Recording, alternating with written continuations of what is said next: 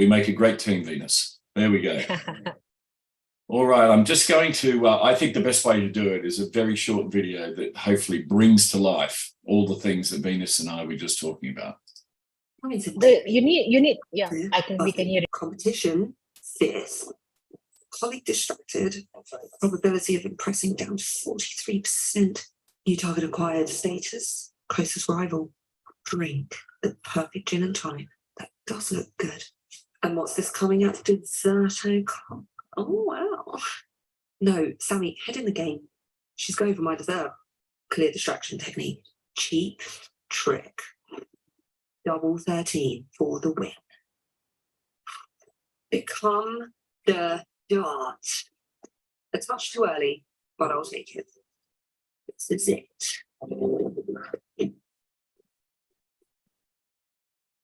Wait a second. Meaning cause of failure. Solution found. Optimum distance acquired. Success guaranteed. 3, 2, 1.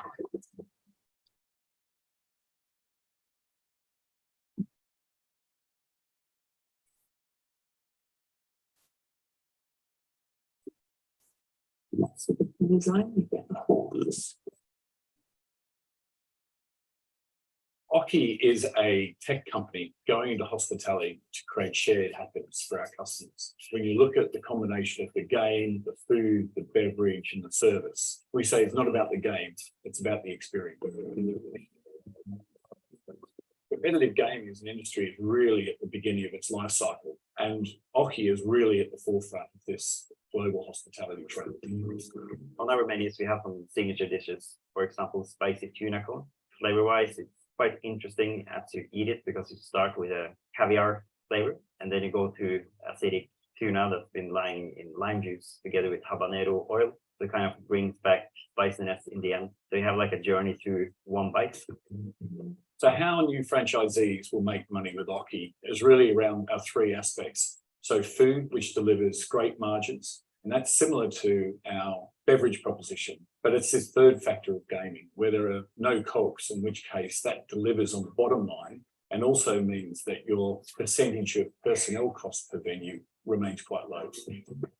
Flavour, dare I say it with a pun there, given all the lovely food that we're presenting in front of you. But competitive socialising, entertainment, we actually call our proposition gastro gaming, gastronomic food with gaming.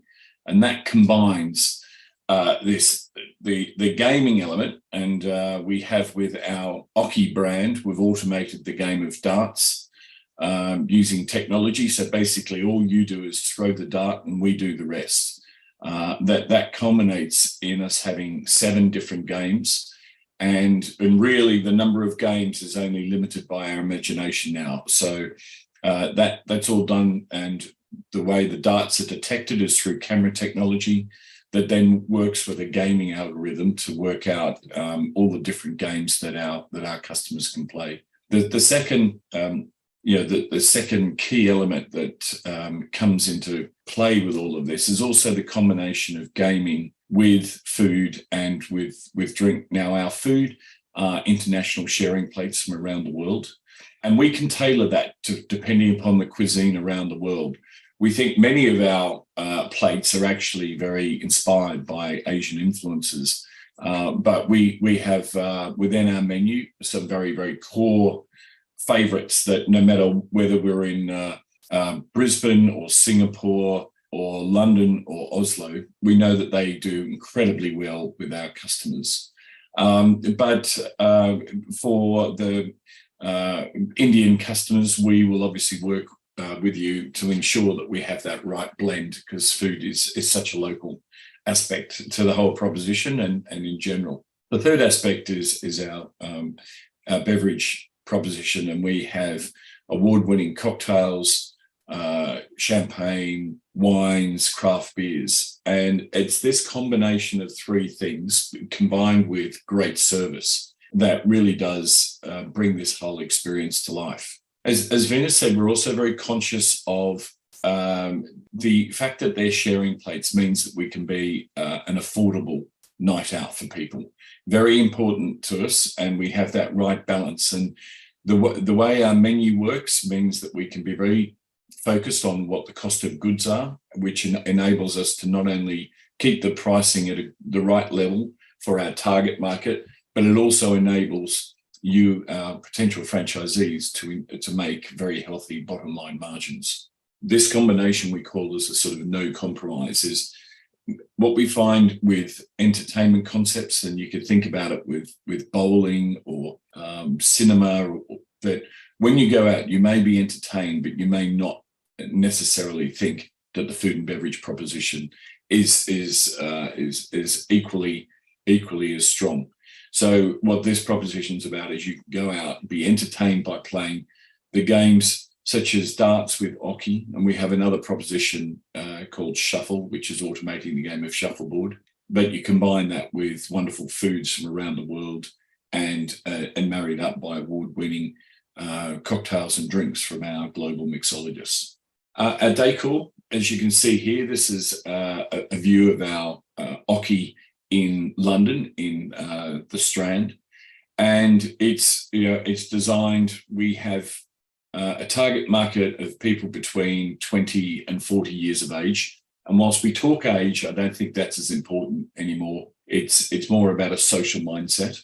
We do actually focus on the female customer, and as a result of that, I think we've broken the stereotype of darts, where most people perceive darts to be more sort of older men in sort of dusty bars. As you can see here, the combination of the decor that we've had, you can see the female bathrooms. Our demographic is within that range, and on top of that, we have a 50-50 female-male split. So we're very proud of that, and have a very healthy demographic that comes to ours.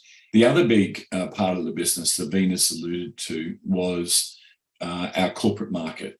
And by corporate, that is for people that are coming out of work either within their own company and team building culture, or it's by entertaining other clients from other companies. And this has become incredibly important around the world now as we're moving to this different work-life structure where many people are working partly from home and partly in the workplace. And when that's happening, when people do come to work, concepts such as this that enable building teams and culture are becoming incredibly important. And as a result, this becomes a lovely blend between social and business, which means that through the course of the week, the Monday to Friday, we have a steady stream of people, both from a business perspective and a social perspective. And then obviously Thursday through to Sunday, it becomes very, very social. Proven and profitable, and we now have 8 venues around the world in 6 countries on 3 continents. So this is a concept that's already been proven across a number of geographies and a number of different cultures. So we sit here very, very comfortable that we've got a proposition that can transverse across geographies. I think the other aspect that is really important to understand about this world of gastro gaming, as we call it, competitive socializing, is it's this combination of the gaming, the food, and the drink, as to where this becomes a very profitable proposition compared to just thinking about a typical restaurant or food and beverage experience. And let me talk you through. There's 2 to 3 ways that is the case.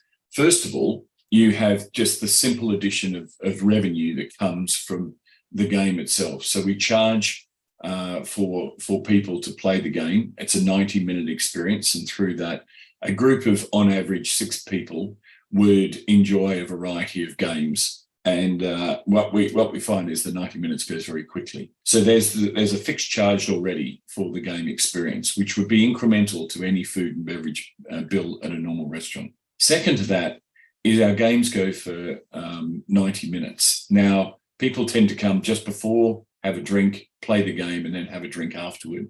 So on average, people are staying 2 to 2.25 hours. Now, if you compare that to people just going to a restaurant, people are in our venues longer. The longer the dwell time, the obviously more that they're eating and drinking. So a second source of revenue to see where that is. The other important aspect is the gaming revenue. Whilst it impacts healthily the top line, there are virtually no cost of goods, so that goes straight to the bottom line. Hence, you have an incremental benefit versus food and beverage in terms of your EBITDA. And the final part is about loyalty. And what we're finding is for this group of people, and this is a global insight, is just going out to eat and drink now is no longer adequate enough. People need some sort of experience. And as a result of that, we have millennials and Gen Z, which tend to be the 20 to 40-year-old bracket. 60% of that group say that once they've tried an experience such as this, they will come back. So all of those elements combining to say that versus just a traditional food and beverage proposition, there is incremental top line, but also very healthily incremental bottom line. We've also invested heavily in our technology. All of our technology has IP protection, and that really drives the front and back end of our business. And it's this combination of the how we think about the end-to-end customer experience through both the technology and people lens, and also our back end experience to make sure that that whole area is seamless, has led us to having customer satisfaction scores that are up around the 70 to 85% mark out of 100, which is quite extraordinary for hospitality businesses. And that has also been recognised around the world in terms of various awards. In Brisbane in Australia, which is a franchise venue, we've just won for the second year running the Queensland Government's best F&B hospitality venue. And that's up against many, many great other propositions. We, as I said, we're in 3 continents and 6 countries. Started in Oslo, moved to Brisbane in Australia, Amsterdam, Gothenburg. We have our first shuffle brand, which is a shuffleboard experience in Oslo, and also in London, Melbourne, Singapore, and we'll have 2 more open before the end of this year, Q1 next year. So as you can see, we have tested it in many different countries and many different continents to know that the proposition resonates. If I turn my attention now specifically to India, and what we're looking for partners across the breadth of India. If we could find a partner that would cover the whole of India, that would be wonderful. But we know it's a very large country, in which case, as a first part, thinking about how we would break that down into 4 of the key places like Delhi, Mumbai, Hyderabad, Bangalore. So that is a part, but essentially we're looking for partners that could be in any parts of India and would be willing to take on a defined geographic area, be it as small or large as they can manage. And it'd been a slightly larger, I would say, ideal location size, 700 to 900 square meters, or probably around sort of the 7,000 to 8,500 square feet. And this, we would say, I think, a blend of locations that one would be standalone, so people could both walk past or come to the venue. But we give, if the right location in the right malls was there, where people could have just clear access into the proposition, that could also be entertained. When you're doing real estate search, you found something that already was a bar and restaurant that may have a bar, may have a kitchen. Right.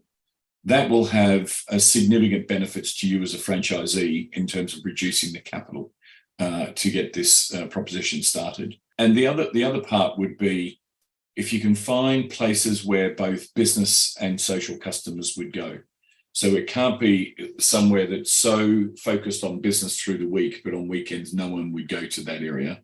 It needs to have that nice blend.